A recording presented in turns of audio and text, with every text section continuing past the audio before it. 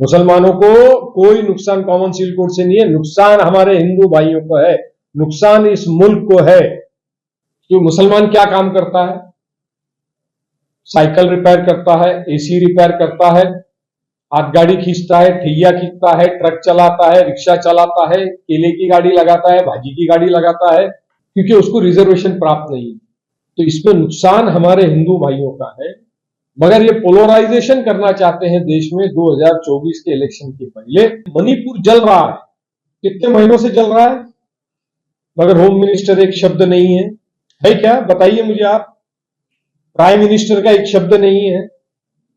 Member of parliaments के जब भी ऐसे कोई हादसे कहीं होते हैं कहीं स्टेट में, तो पार्लियामेंट की एक कमेटी बनाई जाती है, प्राइम मिनिस्टर उनको भेजते हैं। तो जो लोग दंगाई है या जो दंगा कर रहे हैं या जो इश्यूज है, उस इश्यू को रिजॉल्व करने के लिए वहां लोगों से बातचीत करने के लिए मेंबर ऑफ पार्लियामेंट्स की कमेटी जाती है, डेलीगेशन जाता है, मिनिस्टर्स जाते हैं। मगर मणिपुर आज महीना भर से ज्यादा हो गया, मणिपुर जल रहा है, मगर उसके ऊपर निशब्द, कोई शब्द नहीं, कोई चर्चा नहीं। इस तरह से पूरे देश का हाल। बिजली कंपनी किसकी? अडानी की। पोर्ट कंपनी किसकी? अडानी की। रेलवे कंपनी किसकी? अडानी की। 20,000 करोड़ रुपए इस देश में किसका आ रहा है? ऑफशोर कंपनी से, अडानी का। मगर सरकार उस पर भी जवाब देने तैयार नहीं। किसानों के मुद्दे पे जवाब देने तैयार नहीं। किसानों की आत्महत्या रुकती नजर नहीं आ रही, बेरोजगारी कहीं थमती नजर नहीं आ रही। मैं केंद्र सरकार को पूछना चाहता हूं, 2000 की नोट की बंदी के बाद से लेके आज तक कितने आतंकवादी हमले इस देश में हुए, कितने हमारे नौजवान, हमारे जवानों ने शहादत दी, कितनी बेरोजगारी खत्म हुई, कितने आतंकी हमले बंद हुए। 2000 की नोट ओवरनाइट रात में आके टीवी पे अनाउंस करके बंद करवा। अभी फिर से अनाउंस कर दिए कि 2000 की नोट फिर से बंद हो जाएगी, सितंबर तक बंद हो जाएगी। अभी आप बाजार में जाते हो तो औरतें बताती है 2000 की नोट दो तो कोई लेता नहीं, हाथ गाड़ी वाला लेता नहीं है। 2000 की नोट के ऊपर 20% पे, 10% पे, 5% पे धंधा शुरू हो गया है। आपको मैं तो टाइम्स ऑफ इंडिया की न्यूज पढ़ाऊं, महाराष्ट्र टाइम्स की न्यूज पढ़ाऊं। मन की बात खाली सुनने में अच्छी लगती है, उससे पेट नहीं भरता, रोजी रोटी नहीं मिलती, रोजगार नहीं मिलता। तो 9 साल मोदी जी के सरकार के 9 साल भारतवर्ष बेहाल, केंद्र शासित भाजपा के 9 साल देश बेहाल। अभी प्रकाश नागने जी ने पूरे आपको 9 मुद्दे उसको 9 में किया है, वैसा देखने जाए तो 900 मुद्दे हो जाएंगे। देश के हर समाज के, किसानों के, स्टूडेंट्स के, हाउसवाइफ के, महिलाओं के, बूढ़ों के, जवानों के, बेरोजगारी के, महंगेवारी के, इंडस्ट्रीज के, स्मॉल स्केल इंडस्ट्रीज के, railways, airports, ports, refineries, dams, ऐसे 900 मुद्दे हो जाएंगे कि 9 साल में भाजपा की सरकार ने कोई ऐसा योगदान का काम नहीं किया कि जिसके चलते हुए उन्होंने किए गए वायदे वो कहीं पे पेपर में भी पूरे होते होंगे, ऐसा नजर नहीं आता। बेरोजगारी बड़ी तेजी से बढ़ रही है, महंगेवारी की मार हर आदमी सह रहा है। जो भाजपा वाले 70 रुपए पेट्रोल और डीजल और केरोसिन और गैस 400 रुपए के वक्त आंदोलन किया करते थे, आज वो सारे कैबिनेट में है, मगर एक की भी आवाज कहीं निकलती नहीं। देश के लोगों का आने वाले लोकसभा के चुनाव के मद्देनजर दिशाहीन करना, दिशा भूल करना, सामाजिक एकता को बिगाड़ना, देश की घटना को खत्म करना, ये इनका एक बेसिक एजेंडा है। और देश की घटना, कॉन्स्टिट्यूशन को जो खत्म करने का इनका जो बेसिक एजेंडा है, वो इसको चला रहे हैं कॉमन सिविल कोड के नाम से। और कॉमन सिविल कोड के नाम को लेकर के हम देखते हैं मीडिया में भी जो मुस्लिम्स, चाहे मौलाना होंगे या कोई पॉलिटिकल पार्टी के होंगे या एनजीओ होंगे, उनको लाके खड़ा कर देते हैं। और डिस्कशन कॉमन सिविल कोड को वो लेके चले जाते हैं हिंदू मुस्लिम की तरफ, जबकि एक्चुअल बीजेपी का एजेंडा कॉमन सिविल कोड का लाने का है, इस देश के अंदर का रिजर्वेशन खत्म कर देना। एससी, एसटी, ओबीसी, ये जो रिजर्वेशन है इसको ये खत्म कर देना चाहते हैं। और यही कारण है कि सुप्रीम कोर्ट ने जब ओबीसी का डेटा मांगा सेंसस का, तो इस सरकार ने 2021 का, जबकि सेंसस के पास डेटा होता है, कैटेगरी वाइज होता है, 2001 का आप सेंसस निकाल के देखो तो आपको डेटा मिलेगा, उसके पहले 1991 का सेंसस आप निकाल के देखो तो डेटा मिलेगा, 2011 का आप सेंसस निकाल के देखो तो आपको डेटा मिलेगा। मगर इस केंद्र की सरकार ने ओबीसी का डेटा के सुप्रीम कोर्ट को प्रोवाइड नहीं किया और इस तरह से जुगलबंदी करके सुप्रीम कोर्ट में मैटर को लटका दिया है। उसके चलते हुए पूरे देश में स्थानिक स्वराज्य संस्थाओं के चुनाव, विशेषतः महाराष्ट्र में, नहीं हो रहे हैं। इलेक्टेड रिप्रेजेंटेटिव्स वहां पे काम नहीं कर पा रहे हैं। नगर परिषद, महापालिका, जिला परिषद, ये सारे चुनाव उस रिजर्वेशन नहीं होने की वजह से लटक गए हैं, रुक गए हैं। ये इनका एक एजेंडा है, खाली ओबीसी का रिजर्वेशन इनको खत्म नहीं करना है, तो इनको एससी, एसटी, ओबीसी सभी रिजर्वेशन इनको खत्म करना है।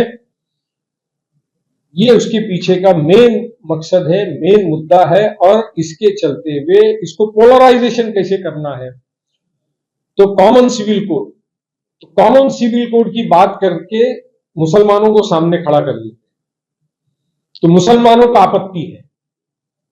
मैं ये आप लोगों के माध्यम से कहना चाहता हूं कि एससी के रिजर्वेशन में मुसलमानों को जगह नहीं है, एसटी के रिजर्वेशन में मुसलमानों को जगह नहीं है, ओबीसी के रिजर्वेशन में कुछ अंसारी, कुछ जुलाहा, कुछ बागवान, ऐसे कुछ परसेंटेज में ही मुस्लिम कम्युनिटी को ओबीसी के रिजर्वेशन में है।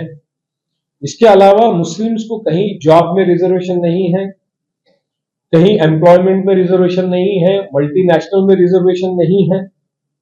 मुस्लिम कम्युनिटी को के लोगों को अगर प्रॉपर्टी के डिस्प्यूट्स होते हैं तो सिविल कोर्ट में जाना पड़ता है, अगर क्रिमिनल केस होते हैं तो सीआरपीसी का एक्ट लागू होता है। जो लोग शरीयत के बेसिस पे तलाक नहीं करते हैं वो स्पेशल मैरिज एक्ट के तहत कोर्ट में जाकर के डिवोर्स पिटीशन फाइल करते हैं। जिनको सिर्फ निकाहनामा नहीं करना है तो स्पेशल मैरिज एक्ट में जाके शादी करते हैं।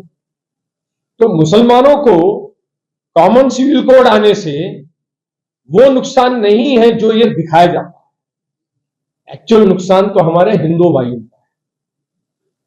कि मुसलमान क्या काम करता है, साइकिल रिपेयर करता है, एसी रिपेयर करता है, हाथ गाड़ी खींचता है, ठैया खींचता है, ट्रक चलाता है, रिक्शा चलाता है, केले की गाड़ी लगाता है, भाजी की गाड़ी लगाता है, क्योंकि उसको रिजर्वेशन प्राप्त नहीं है। तो इसमें नुकसान हमारे हिंदू भाइयों का है। मगर ये पोलराइजेशन करना चाहते हैं देश में 2024 के इलेक्शन के पहले, और इसीलिए अभी ऑब्जेक्शन सजेशंस का इन्होंने निकाला कि 1 महीने में कॉमन सिविल कोड के संदर्भ में लोगों ने अपना ऑब्जेक्शन सजेशन देना। जब आप इस घटना को ही खत्म कर देना चाहते हैं, आपका उसके पीछे का मकसद ही वो है, तो ऑब्जेक्शन सजेशन लेके भी आप क्या करने वाले? जितने ऑब्जेक्शन आएंगे उन मुद्दों को लेकर के आप इस देश में और पोलराइजेशन करोगे। आप कॉमन सिविल कोड लाके नॉर्थ ईस्ट में बीफ खाते हैं, आप बंद कर सकेंगे? केरला में बीफ खाते हैं, हिंदू मुस्लिम सब खाते हैं, गोवा में बीफ खाते हैं, आप बंद कर सकेंगे? गुजरात में दारूबंदी है, आप चालू कर दोगे? महाराष्ट्र में चंद्रपुर में दारूबंदी है, पूरे महाराष्ट्र में बंदी कर दोगे आप? तो आपके एथेनॉल के प्लांट कहां जाएंगे? आपके मोलासेस जो शुगर मिल से निकलती है वो कहां जाएगा? अब गुजरात का आदमी जो एक जुबान बोलता है, राजस्थान का आदमी एक जुबान बोलता है, मध्य प्रदेश का आदमी एक जुबान बोलता है, आप इसको कॉमन जुबान हिंदू राष्ट्र हमारा है, हिंदी भाषा राष्ट्रीय भाषा है, एक्सेप्टेड है कि आज भी पूरे राज्यों में? तो आप करोगे इसको कॉमन सिविल कोड में? एक सेकंड के लिए मुसलमानों को भूल जाइए, मुसलमानों को कोई नुकसान नहीं है कॉमन सिविल कोड से। मुसलमानों को कोई नुकसान कॉमन सिविल कोड से नहीं है, नुकसान हमारे हिंदू भाइयों को है, नुकसान इस मुल्क को है। कैसे आप करोगे? जम्मू कश्मीर में आपने यूनियन टेरिटरी लगा दी, कितने साल हो गए, इलेक्शन क्यों नहीं ले रहे? क्या उग्रवाद बंद हो गया? क्या वहां की समस्याएं खत्म हो गई? आप रैंडम उठ करके कोई भी फैसला करते हो और उसके बाद में डेड एंड, उसके बाद डेड एंड हो जाता है। अब G20 की समिट आप कश्मीर लेकर के गए, आपने बोला कश्मीर में लोग जाकर के जमीनें खरीद सकेंगे, कश्मीर का विकास होगा। आपको मालूम है कश्मीर में कुल मिला के जमीन का डेवलपमेंट हो सकता है कितना है? 6% ओनली जम्मू एंड कश्मीर में, बाकी टोटली हिली एरिया। मैं जो अगर बोल रहा हूं परसेंटेज गलत तो गूगल करके देख लीजिए। लेह लद्दाख क्या हो सकता है उधर? श्रीनगर एंड वैली, सिर्फ वैली की जो जगह है और जम्मू शहर के आसपास की जो लो लाइंग एरिया है, ये टोटल जम्मू कश्मीर लेह लद्दाख पकड़ के 6% ऑफ लैंड। मगर पब्लिक को क्या बताया गया कि अभी आप कश्मीर में जमीन खरीद सकते हैं। कितने लोगों ने खरीदी, कितनी नई होटलें बनी, बताइए। जमीन होगी तो खरीदेंगे ना। तो ऐसे हालात इस देश के हैं कि जम्मू कश्मीर एक अलग है, मालदीव आपका अलग है, दमन दीव आपका अलग है, पोर्ट ब्लेयर आपका अलग है। अब किस तरह से इसको कॉमन सिविल कोड में लाओगे आप? जनवरी में राम जन्मभूमि का उद्घाटन आप करेंगे, अच्छी बात है, कई सालों से मुद्दा चल रहा था, सुप्रीम कोर्ट ने जजमेंट दिया, तो आप राम जन्मभूमि का एनकैशमेंट पॉलिटिकल करेंगे। मई महीने में लोकसभा का चुनाव लगेगा, तब तक के आप उसका एनकैशमेंट करोगे। कई तीर्थ यात्राओं पे अभी फ्री गाड़ियां भेजने लग गए, बसेस भेजने लग गए। तो मेन जो लोगों को चाहिए, रोजगार चाहिए। 15 महीने तक किसान बैठे रहे आंदोलन पे, कुपोषण पे, 700 से 800 किसान की जान वहां पर गई। सरकार ने जो किसानों को कमिटमेंट वहां दिया, मेरी मालूमात के हिसाब से तो एक भी कमिटमेंट सरकार ने पूरा नहीं किया। बाकी के तो अमित शाह जी ने कह दिया ये तो जुमले हैं, 15 लाख जुमला है, बाकी के सारे जुमले हैं।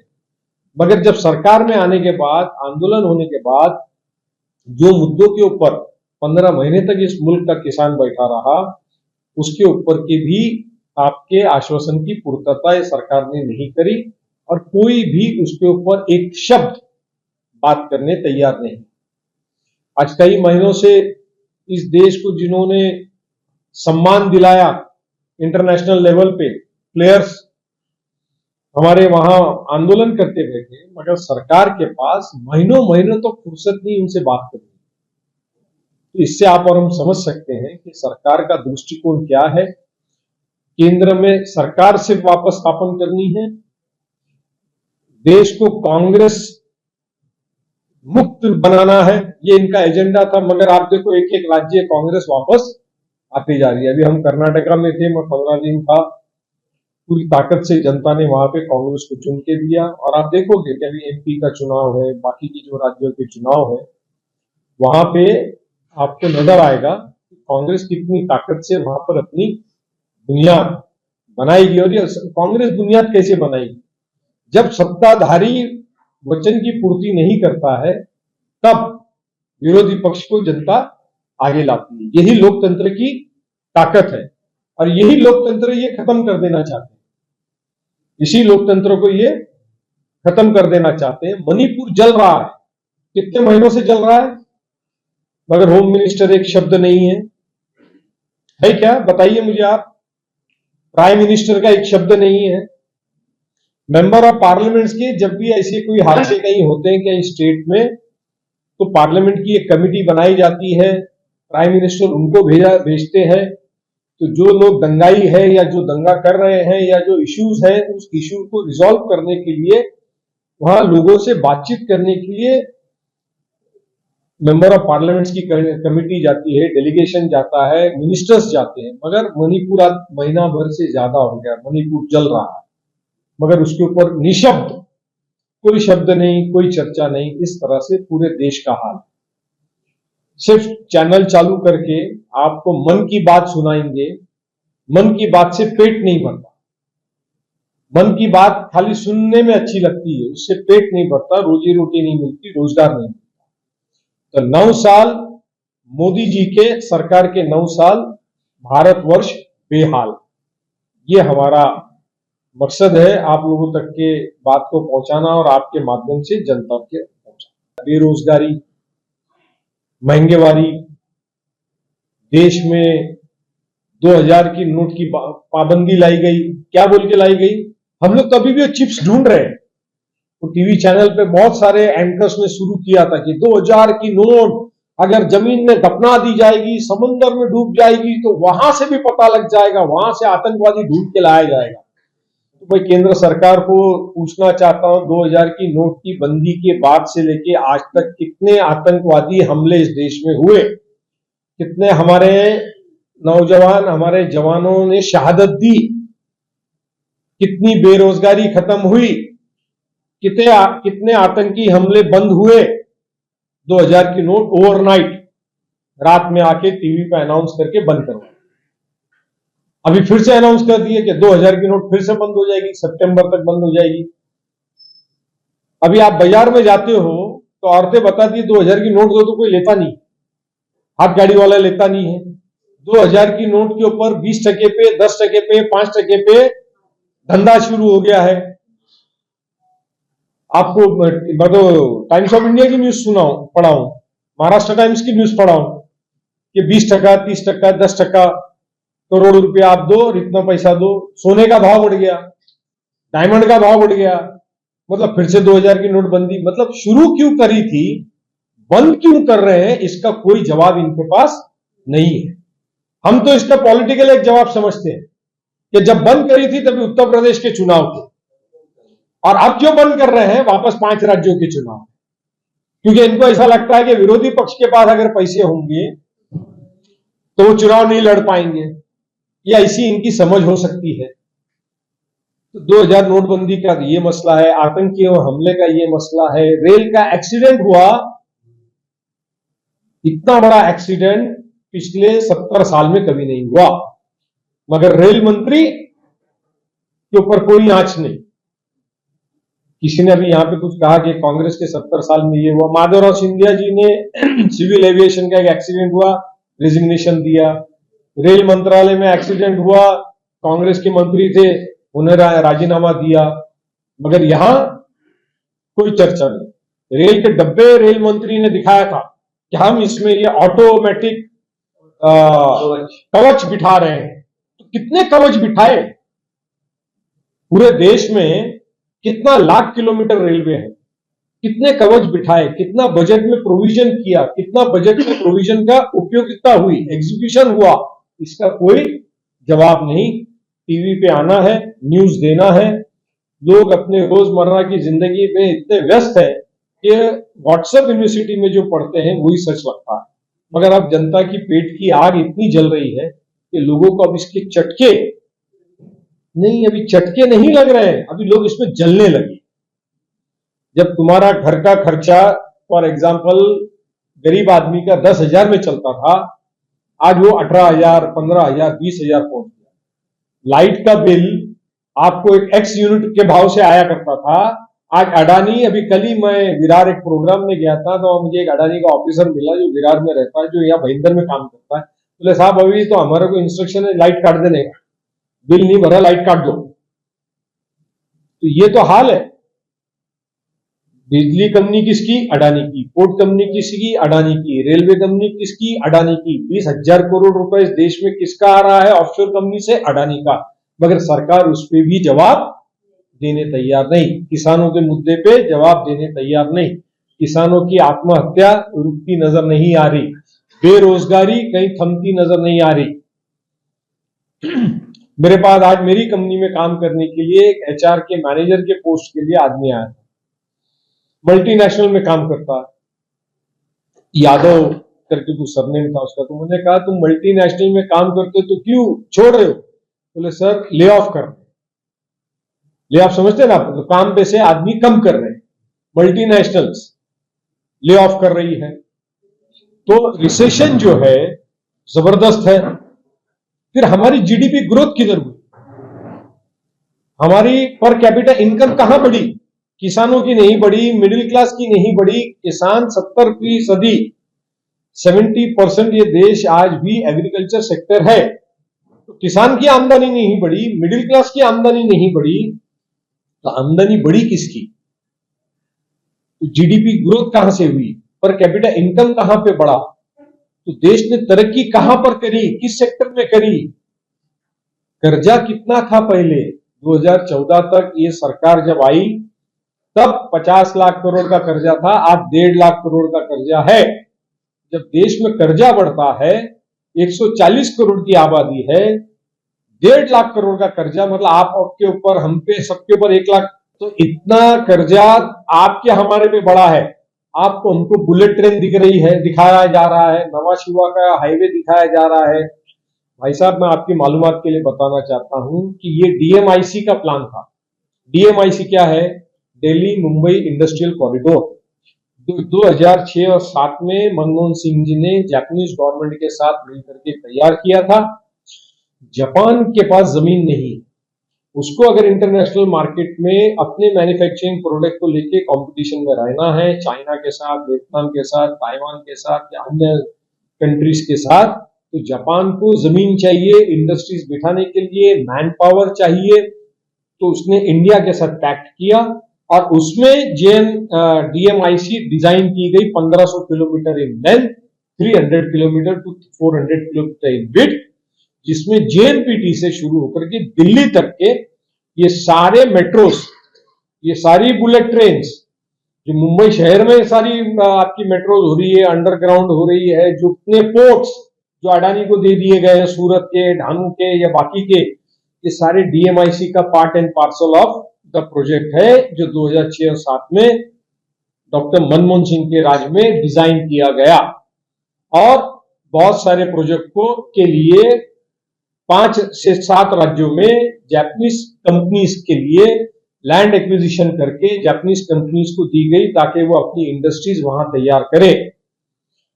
आपको ये भी मैं बताना चाहता हूं कि ये जो पूरा डेवलपमेंट हुआ, क्योंकि जापान के पास पैसा था, हमारे पास जमीन और मैन पावर थी, हम lack of infrastructure, underdeveloped nation है, तो जापान को हमसे सस्ता जमीन, हमसे सस्ता मैन पावर कहीं नहीं मिल सकता। तो ये विन विन सिचुएशन थी इंडिया के लिए। जो पहला मेट्रो का काम शुरू हुआ, उसमें भी जापान गवर्नमेंट की तरफ से कर्जा लिया गया, जो आप मेट्रो आज मुंबई शहरों में देखते हैं। ये पूरा जो मेजर प्लान बनाया गया 2006-7 में बनाया गया, यहाँ पे विलासराव जी मुख्यमंत्री थे, तो लोगों को आज वही हाईवे, वही ब्रिज, वही मेट्रो, वही बुलेट ट्रेन दिखा करके, वही मंदिर, मस्जिद, गुरुद्वारा, चर्च, झगड़े लड़ा करके, देश में कम्युनल हार्मनी बिगाड़ के, कॉमन सिविल कोड ला करके, कॉमन सिविल कोड लाने का भी नहीं है, मगर उसके ऊपर चर्चा करके देश का माहौल बिगाड़ना, ये इनका मकसद है। ये सारे 9 मुद्दे हैं। मैंने कहा जैसे 9 मुद्दों में मुद्दे पूरे नहीं होते, ऐसे 900 मुद्दे होंगे पूरे देश में।